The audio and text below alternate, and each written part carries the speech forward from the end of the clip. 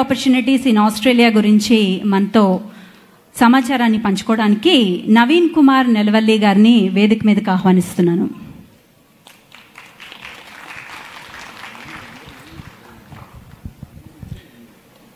Thank you. Yuvagalam సారథి, నవ్యాంధ్రప్రదేశ్ రథసారథి, ease of doing నుంచి speed of doing and real time governance అనుకుంటూ స్పీడ్ జెట్ తోటి దూసుకుపోతున్న మన బుల్లెట్ లోకేష్ గారికి మరియు ఇక్కడికి వచ్చినటువంటి Indian high commissioner Shri Janakiram గారికి, మరియు మొన్న జరిగిన ఎలక్షన్స్లో నువ్వా నేనా అనేది లేకపోయినా అలా క్రియేట్ చేసినందుకు ఏపీ ఎన్ఆర్టీఎస్ అని ఇప్పుడు చైర్మన్ అయ్యారు. కానీ ఒకప్పుడు ఎన్ఆర్ఐ టీడీపీ తరఫున విస్తృతంగా అన్ని దేశాల్లోంచి ప్రతినిధుల్ని కలిసి తెలుగు వారందరినీ చైతన్యపరిచినటువంటి వేమూరు రవి గారికి, మళ్ళా మనకి ఆంధ్రప్రదేశ్ నుంచి గెస్ట్లుగా వచ్చినటువంటి రాధాకృష్ణ గారికి, రావి గారికి, ఆయన కూడా చాలా మొన్న తెలుగు వారిని అందరిని ఏకం చేయటంలో రవి గారికి చేదోడు వాదోడుగా ఉన్నారు. దీనికి అంతటికీ కారణం ఎవరంటే అక్కడ ఉన్నారు ఆయన, నందమూరి తారక రామారావు గారు. నేను యాక్చువల్గా ఇంగ్లీష్లో ప్రిపేర్ అయ్యి వచ్చాను స్పీచ్, బట్ ఆయన్ని చూసిన తర్వాత నో ఇంగ్లీష్, తెలుగు వారి ఆత్మగౌరవం నిలబెట్టిన మనిషి ఎన్టీఆర్, ఆయన స్ఫూర్తితోటి తెలుగులో మాట్లాడుతున్నాను ఈరోజు. నేను జోహార్ అనకూడదండి, సారీ, ఎందుకంటే ఆయన ఎప్పుడు బ్రతికే ఉంటారు. ఇప్పుడు కూడా పైనుంచి ఇది చూస్తూ ఉన్నారు, ఆశీర్వదిస్తూ ఉన్నారు. ఆయనకి లోకేష్ గారు ఒక్కళ్ళే కాదు మనవాళ్ళు, ఆయన వయసులో ఉన్న మనందరం మనవాళ్ళమే. మీ వయసులో నాకంటే పెద్దవాళ్ళందరూ కొడుకులు, లేకపోతే అల్లుళ్ళు, లేకపోతే రకరకాల వరుసలు అవుతారు. ఆయన బతికే ఉన్నారు, ఆయన మనందరినీ ఆశీర్వదిస్తున్నారు. అందుకే జై ఎన్టీఆర్. సో నేను ఈరోజు సారీ అంటే ఇది మళ్ళీ చెప్తాను. ఈరోజు నాకు ఇచ్చిన టాపిక్ ఏంటంటే ఎంప్లాయ్మెంట్ ఆపర్చునిటీస్ అండి. So employment opportunities in Australia. So దాని గురించి ముందు మాట్లాడతాను. ఎంప్లాయ్మెంట్ ఆపర్చునిటీస్ చెప్పాలి అంటే ముందు డేటా చెప్పాలి. మనకు ఆదర్శం ఎవరు? లోకేష్ గారికి కూడా ఆదర్శం ఎవరంటే మన గ్రేట్ సిబిఎన్ గారు. ఆయనకు మించిన దార్శనికుడు మన తెలుగు ప్రజలకు ఇంకొకళ్ళు లేరు. ఎన్టీఆర్ అనే ఆయన మనకి ఆత్మ గౌరవం కోసం 1983లో వస్తే, బాబు గారు ఆత్మవిశ్వాసం కోసం 1996లో వచ్చారు. ఆత్మ గౌరవాన్ని, ఆత్మవిశ్వాసాన్ని రెండింటిని కలుపుకొని వచ్చారు లోకేష్ గారు ఇక్కడికి. సో లోకేష్ గారు అంటే మీకు వచ్చిన ఒక పెద్ద ఆపర్చునిటీ అండి ఇది. తెలుగు ప్రజలందరూ రుణపడి ఉన్నారు మీకు. ఎందుకంటే మీరు చేసే కృషి కానీ ఫ్యామిలీ మొత్తాన్ని, అంటే మీ ఇంత యంగ్ ఏజ్లోనే ఫ్యామిలీని కొంచెం డెడికేట్ చేసే వయసు ఇది. కానీ ఫ్యామిలీని కూడా వాళ్ళకు కూడా థ్యాంక్స్ చెప్పాలి మనం. ఇంత టైం ఆయన్ని తెలుగు ప్రజల కోసం అంకితం చేస్తున్నందుకు, వాళ్ళు ఒప్పుకున్నందుకు థ్యాంక్ యూ వెరీ మచ్ అండి. మీ ఫ్యామిలీకి కూడా ఒకసారి మన అందరం కూడా థ్యాంక్ యూ చెప్పాలి లోకేష్ గారి ఫ్యామిలీకి ఒకసారి. ఆ థ్యాంక్ యూ ఎలా ఉండాలంటే ఆస్ట్రేలియా నుంచి అమరావతికి వినపడాలి. Thank you sir, thank you again. ఒక్కసారి నేను నాది ఒక స్లైడ్స్ ఉన్నాయి. ఎంప్లాయ్మెంట్ ఆపర్చునిటీస్ అనేది ఇక్కడ యాక్చువల్గా ఎలా ఉన్నాయంటే, మెయిన్ ఒక డేటా అనేది ఒకటి అవసరం. ఎందుకంటే మన బాబు గారు ఎప్పుడు చూసినా డేటా స్టాటిస్టిక్స్ లేని ఆయన ఏం మాట్లాడరు సార్. అందుకని ఆయన్ని స్ఫూర్తిగా తీసుకొని నడిచేవాళ్ళం కాబట్టి మనం కూడా ఒక డేటా, ఒక అనాలిసిస్, ఒక స్టాటిస్టిక్స్ తోటి చెప్పాలని చెప్పేసి నేను కొంచెం డేటా కూడా ప్రిపేర్ చేశాను. ఇక్కడ చేయడం కష్టం అనుకుంటా సార్, నేను పంపిస్తాను మీకు తర్వాత. నేను బ్రీఫ్గా ఎక్స్ప్లెయిన్ చేస్తాను 2 minutesలో, ఎక్కువ టైం కూడా లేదు అందుకని. సో మెయిన్ థింగ్ ఏంటంటే మనకి ఇక్కడ ఉన్న ఎంప్లాయీస్లో మేజర్ పార్ట్ వచ్చేసి 20% నియర్లీ హెల్త్ కేర్ అనేది చాలా డిమాండింగ్ ఉన్న సబ్జెక్ట్ ఇక్కడ. ఆ హెల్త్ కేర్లో కూడా మెయిన్ థింగ్ నర్సింగ్కి ఎక్కువ పార్ట్ వెళ్తుంది.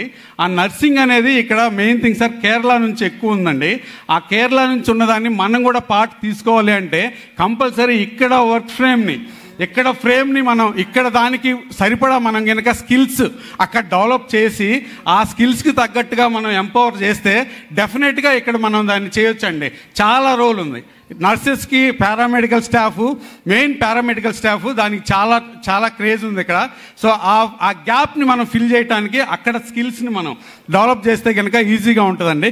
దాని తర్వాత వచ్చేసి రెండోది professional and technical services, IT and technical services. ఇప్పుడు ఐటీ పోయి ఏఐ అనేది వస్తుంది, కానీ దాంట్లో నేను ఎక్కువ స్ట్రెస్ చేయట్లేదు. ఎందుకంటే రేపు పొద్దున ఇప్పటికే లోకేష్ గారు ఏం చేశారు, గూగుల్ వచ్చేసింది వైజాగ్. కాబట్టి ఇంకా ఐటీకి మనం అటు ఇటు ఎక్స్పోర్ట్ చేయాల్సిన అవసరం లేదు. ఇప్పుడు ఉన్న దాంతో ఒక సైబరాబాద్ నుంచి, సైబరాబాద్ తర్వాత ఇప్పుడు అమరావతి అయిపోతుంది. కాబట్టి దాంతో మనకు అవసరం లేదు పెద్దగా. నెక్స్ట్ వచ్చేసి మనకి అగ్రికల్చర్ అండి. అగ్రికల్చర్ అనేది చాలా తక్కువ రేటెడ్, అంటే చాలా స్కోప్ ఉంది ఇక్కడ. కాకపోతే దాని మీద కాన్సన్ట్రేషన్ ఎక్కువ లేదు. అది ఒక్కటి కనుక మీరు అగ్రికల్చర్ టెక్నిక్స్ అండి, అగ్రికల్చర్ బిఎస్సి కానీ అగ్రికల్చర్ ఎంఎస్సి కానీ అవి కనుక చేపిస్తే కొంచెం మీరు అది ఒక్కటి కనుక చేపిస్తే కనుక మీరు ఇక్కడ అగ్రికల్చర్లో వ్యాస్ట్ ల్యాండ్ ఉందండి. ఆ ల్యాండ్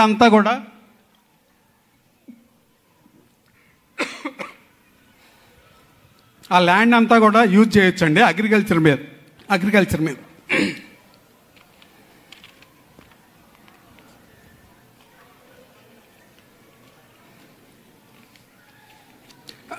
బేసిక్గా ఇంకా రికమెండేషన్స్ ఏంటంటే, one of the major challenges language sir. ఇక్కడ ఇంగ్లీష్ లాంగ్వేజ్ అండి. IELTS కానీ లేకపోతే ఏదన్నా ఇంగ్లీష్ ఎగ్జామ్ రాయకపోతే దాన్ని బేస్గా చేసుకొని మిగతా అన్నిట్లో కూడా ఇక్కడ క్వాలిఫై చేస్తారండి. అంటే మెడికల్లో కానీ లేకపోతే ఇంజనీరింగ్ కానీ లేకపోతేనేమో అగ్రికల్చర్లో ఇక్కడ రావాలన్నా ఏ వీసా రావాలన్నా కానీ కంపల్సరీ IELTS కానీ లేకపోతే GRE TOEFL అది అడుగుతారు. అది కనుక మీరు అక్కడ ఎంపవర్ చేయగలిగితే ఇంగ్లీష్ స్కిల్ సెట్స్ కనుక 8 టీచర్స్ కూడా చాలా స్కోప్ ఉందండి అక్కడ. ఆ టీచర్స్కి కూడా మినిమం 8 స్కోర్ రావాలి అవుట్ ఆఫ్ 9. ఆ ఇంగ్లీష్లోనే రాక చాలామంది అవుతున్నారు. దాని మీద కాన్సన్ట్రేట్ చేస్తే చాలా. ఇంకోటి వచ్చేసి ఇన్నోవేషన్ అండ్ రీసెర్చ్ సెంటర్స్ అండి, as much as possible. And ఒక మెయిన్ ఇంకోటి చెప్పాల్సింది ఏంటంటే, చంద్రబాబు గారు vision and dedication to be passed on the next political generations అండి. పాలిటిక్స్లో కూడా ఇక్కడ చాలా గ్యాప్ ఉందండి. ఆ గ్యాప్లో మన ఇండియన్స్ ఎస్పెషల్గా మన తెలుగు వాళ్ళు రాణించాలి అంటే ఆ పొలిటికల్ బాబు గారి యొక్క విజను, మీ డెడికేషన్, ఇవన్నీ కూడా కొత్తగా వచ్చే వాళ్ళకి స్కూలింగ్ నుంచే ఎలా చేయాలి, మీరు చాలా చేంజెస్ చేస్తున్నారు సార్. We are very admirable. దాన్ని మీరు ఇంకా కొంచెం చేయగలిగిందంతా చేసి ఆ పొలిటికల్ అంబిషన్స్ అవి కూడా చేస్తే ఇక్కడికి వచ్చే ఫ్యూచర్ జనరేషన్స్ కూడా చాలా ఇదిగా ఉంటారని చెప్పేసి, కాంపిటేటివ్గా ఉంటారని చెప్పేసి ఇది సార్. అది అంతవరకు రికమెండేషన్ చేద్దాం అనుకుంటున్నాం సార్. ఇంకోటి, ఆంధ్రప్రదేశ్ని ఐటీ ప్రతిభకు మాత్రమే కాకుండా అన్ని రంగాల్లో నైపుణ్యంతో కూడిన ప్రపంచ స్థాయి వృత్తి నిపుణులను తయారు చేసే శక్తివంతమైన మానవ వనరుల కేంద్రంగా తీర్చిదిద్దాలని మా అందరి ఆస్ట్రేలియా వాళ్ళందరి తరఫున కోరిక సార్. అదొక్కటే కాకుండా ఇంకోటి ఏంటంటే, మనకి 96 నుండి 2004 వరకు అండి స్వర్ణయుగం, తెలుగు ప్రజలకి స్వర్ణయుగం. 96 నుంచి 2004 బాబు గారు సీఎంగా ఉన్నప్పుడు అదే మ్యాజిక్ జరిగిందండి. అప్పుడు ఆ మ్యాజిక్ అనే దాన్ని మళ్ళీ 2024 నుంచి 34 వరకు మీ ఆధ్వర్యంలో జరగాలని మా అందరి కోరిక సార్. అప్పుడు ఒక సైబరాబాద్ వస్తే ఈసారి ఒక అమరావతి రావాలి. ఆ సైబరాబాద్ నుంచి అమరావతి వస్తుందనే మేము అందరం ఆశిస్తున్నామండి. దానికి మీరందరూ, మీకు ఏం కావాలంటే సార్, మనకు కూడా ఒక విజ్ఞప్తి, చిన్న వాటికే మనం ఏదో వెనకడుగు వేయటం అది ఉండకూడదండి. ఎన్ని కష్టాలు ఎన్ని నష్టాలు, ఎందుకంటే 2024లో చూసాం. పద్మవ్యూహం అల్లేరు లోకేష్ గారికి ఆపోజిట్గా, పద్మవ్యూహమే. అప్పుడు ద్వాపర యుగంలో అభిమన్యుడు ఆ పద్మవ్యూహాన్ని ఛేదించలేకపోయాడు. కలియుగంలో లోకేష్ గారు పద్మవ్యూహాన్ని ఛేదించి కలియుగ అభిమన్యుడు అయ్యారు సార్. మీరు కలియుగంలో అభిమన్యుడు అంటే మీరే. ఆ పద్మవ్యూహాన్ని ఛేదించారు. దానికి మనందరం కూడా ఎప్పుడు కూడా ఆయనకి బలహీనత అవ్వకూడదు, బలం అవ్వాలి మనందరం. ఆ బలంతో ఆయన గెలిపించాలి.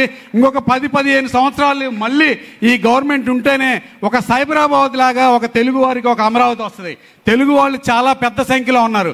ఒక సైబరాబాద్ సరిపోదు, అమరావతి కావాలి, వైజాగ్ కావాలి. అవన్నీ కావాలంటే ఎన్ఆర్ఐస్గా మనం ఏం చేయాలో అదంతా ముందుండి చేయాలి. వేమూరు రవి గారు ఇంతకు ముందు నడిపించారు. నెక్స్ట్ ఆయన ఇప్పుడు ఏపీ NRTSలో చేరారు. కాబట్టి వచ్చే NRI TDP వాళ్ళు ఎవరున్నా సరే వాళ్ళకి వెన్నుదన్నుగా మనందరం నిలబడి తీరాలి అని చెప్పేసి మనందరం కూడా ఒక్కసారి ప్రతిజ్ఞ చేసి మొత్తానికి ఇక్కడికి వచ్చినందుకు సార్, ఆస్ట్రేలియా వచ్చినందుకు మీకు మరొకసారి ధన్యవాదాలు చెప్తూ, మీరు ఎంత ఇస్తారో ఆంధ్రప్రదేశ్కి దానికి డబుల్ ఆంధ్రప్రదేశ్ ప్రజలు మీకు తిరిగి ఇవ్వాలని కోరుకుంటూ ఇస్తామని వాగ్దానం చేస్తూ థ్యాంక్ యూ సార్.